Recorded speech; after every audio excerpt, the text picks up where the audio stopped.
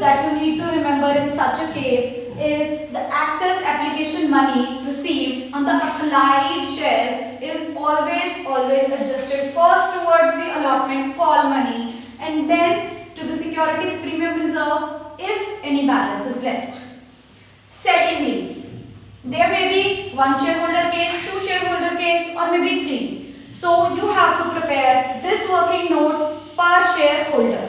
The working note is like application money received, applied number of shares into application money required, which was actually required on allotted shares into application money. So we'll be calculating the access application money received by the difference and which will be adjusted first towards allotment call and then towards the securities premium reserve.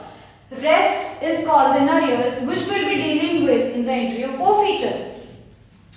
Entry of forfeiture depends on two things, whether the premium is received or the premium is not received.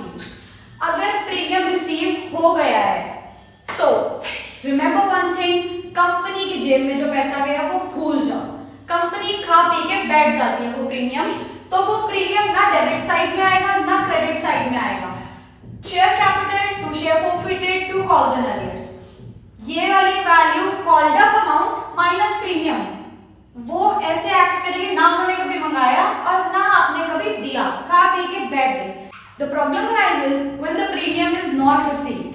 The entry is like this: share capital account debit, securities premium reserve account debit, to share forfeited, to calls and arrears.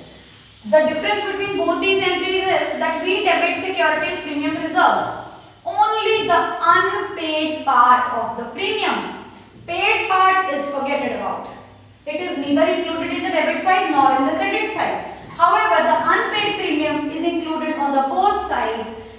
The debit side consists of securities premium reserve, which is the unpaid premium, and the credit side, that unpaid premium is included in calls and arrears. Makes sense? So one of the checkpoints that you can have on yourself is if ever SPR is debited, that amount is always included in calls and arrears. It can never be included in share forfeited because this is amount received. Had the premium been paid by the shareholder, you would have never debited this account. If you are debiting this, that means it is included in calls and arrears account. So this is how you will balance this entry and deal with the case.